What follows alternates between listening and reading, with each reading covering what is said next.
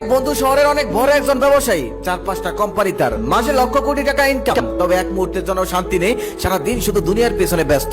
একদিন তার অফিসে বসে আমরা 4-5 জন বন্ধু মিলে আড্ডা দিচ্ছিলাম। ঠিক সেই সময় তার একজন ওয়ার্কার এসে তার কাছে ইনিয়ে বিনিয়ে কিছু টাকা চাইলেন আর বললেন আমি খুব অভাবী। তখন আমার বন্ধু বলল, যদি অভাবের কথাই বলতে হয় তাহলে এই কোম্পানিতে আমার থেকে বড় অভাবী আর কেউ নেই। এই কথাটা শুনে আমরা অবাক হলাম। লোকটা চলে যাওয়ার পর তাকে জিজ্ঞেস করলাম, কিরে আমাদের 4-5 জনের যা আছে আলহামদুলিল্লাহ তার থেকে 10 গুণ বেশি সম্পদ তোর, তুই কিভাবে অভাবী হলি? তখন সে বলে, তাহলে তোদেরকে একটা গল্প শোনাই, সেই গল্পটা শুনলেই আমার অভাবের রহস্যটা তারা বুঝতে পারবি। তিনি বলেন, এক শহরে বিশাল বড় একজন ব্যবসায়ী ছিল, তার সবই ছিল, তবে ছিল না শুধু শান্তি। এক মুহূর্তের জন্য শান্তি পেত না, মাথার চুল উঠে যাচ্ছিল, ঘুমাতে পারছিল না। সে একদিন খেয়াল করে দেখলো তার অফিসের পিয়ন কাজ করে আর গুনগুন করে গান গায়। তারপর সে ডাক দিয়ে বলল, আচ্ছা এই যে তুমি সারাদিন কাজ করো আর গুনগুন করে গান গাও, তোমার মনে কি অনেক সুখ? তোমার মনে কি কোনো দুঃখ নেই, কোনো হতাশা নেই? তখন পিয়ন বলে, কেন হতাশা থাকবে স্যার, আপনি যা বেতন দেন তা দিয়ে আলহামদুলিল্লাহ আমার খুব ভালো চলে যায়, আমার কোনো দুঃখ কষ্ট নেই। এই কথা শুনে তো ব্যবসায়ী আরো টেনশনে পড়ে গেল। তারপর ম্যানেজারকে ডাক দিয়ে বলল, দেখো আমি লক্ষ কোটি টাকা ইনকাম করি, তারপর আমার মনে কোনো শান্তি নেই, সুখ নেই, অথচ আমাদের পিয়নটা মাসে মাত্র 8,000 টাকা বেতন পায়, কিন্তু ওর নাকি কোনো দুঃখ নেই, কোনো কষ্ট নেই। এর রহস্যটা কি? তখন ম্যানেজার বলেন, আপনি যদি এর রহস্য জানতে চান তাহলে আপনি একটা কাজ করেন, ওই পিয়নকে প্রমোশন দিয়ে একটা বড় পদ দিয়ে দেন আর বেতন করে দেন 2 লক্ষ টাকা।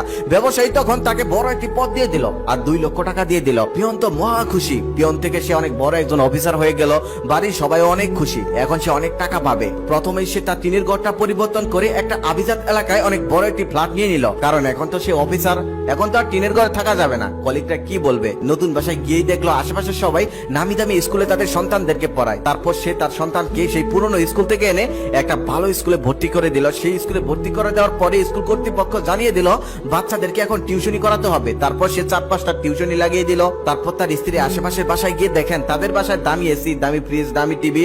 তারপর সে বাসায় এসে তার স্বামীর সাথে জ্ঞানর করে, সবার বাসায় কত দামি দামি আসবাবপত্র, আমাদের বাসায় কিচ্ছু নেই। বেচারা তখন একটা একটা করে কিনতে শুরু করলো। এখন আর সেই 2 লক্ষ টাকায় হচ্ছে না। তারপর সে একটা পার্ট টাইম জব নিল, সেটাতেও হচ্ছে না। আগে স্ত্রীকে বছরে একবার একটা পোশাক কিনে দিলে খুশিতে আত্মহারা হয়ে যেত, আর এখন মাসে 2-3টা কিনছে, তারপরেও সে সন্তুষ্ট না। পরিবারের সবাই তার দিকে তাকিয়ে থাকে, কারণ সে বড় একটা চাকরি করে। বন্ধু বান্ধব, আত্মীয় স্বজন সবাই দূরে চলে গেল তাকে অহংকারী ভেবে। এখন আর তার মুখে গান নেই, কোনো শান্তি নেই, চিন্তায় তার মাথা চুল উঠে যাচ্ছে। অফিসের বস তো আগের থেকে তার উপর নজর রাখছিল। একদিন হঠাৎ তাকে গিয়ে জিজ্ঞেস করলো, কি ব্যাপার, তোমাকে অনেক বড় একটা চাকরি দিলাম, এতগুলো বেতন দিলাম, এখন তো তোমার সুখে থাকার কথা, এখন তো আরো বেশি বেশি গান গাওয়ার কথা, কিন্তু এখন তো তোমার মুখে কোনো গান দেখতেছি না, চুল উঠে যাচ্ছে, এর কারণ কি? তখন পিয়ন বলেন, স্যার আপনি দুনিয়ার কিছু সম্পদ দিয়েছেন, তার সাথে এসেছে 1000টা অভাব। আগে আমার অভাব পড়লে পড়তো 2000 টাকা, আমি যেভাবে হোক ম্যানেজ করে ফেলতাম, কিন্তু এখন আমার অভাব হয় লক্ষ লক্ষ টাকা, আমি সেটা কিভাবে ম্যানেজ করব?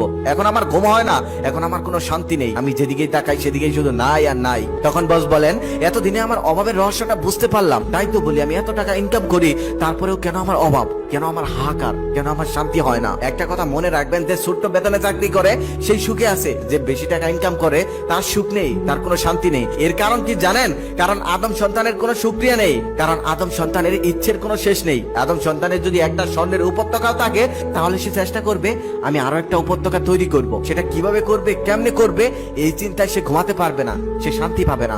আদম সন্তানের মুখ একমাত্র কবরের মাটি ছাড়া কোনোদিনই ভরা সম্ভব না। তাই আমরা যে যেভাবে আছি সেভাবে আল্লাহর কাছে শুকরিয়া করুন, একমাত্র শুকরিয়াতেই সুখ আছে, ধন সম্পদে সুখ নেই।